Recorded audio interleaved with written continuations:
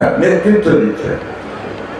আসলে আমরা সবাই একজোট হয়ে একমত হয়ে সেই কাজগুলোকে সামনের দিকে এগিয়ে দেয়। শুধু দলাদল করে কিছু হবে না। কে বিএনপি করলো, কে জামাত করলো, কে আওয়ামী লীগ করলো, কে জাতীয় পার্টি করলো, এই চিন্তাটা পলিটিক্যাল চিন্তা।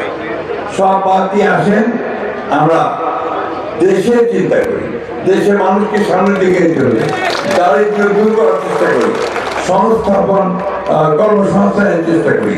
এই কাজগুলো আমরা বেশ করে করতে চাই।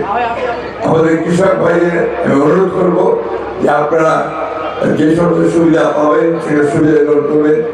একটা জিনিস অনুরোধ করবো, শুধু যখন সবাই আলু করবে তখন সবাই আলু করতে দেন না। যখন ধান করে যেটা করলে আপনি উপকার পাবেন, যেটা করলে আপনি ক্যাশ টাকা পাবেন, ভবিষ্যৎটা চিন্তা করে সামনের বাজার কেমন থাকবে সেগুলো দেখে শুনে উৎপাদন করার জন্য আমি অনুরোধ করবো।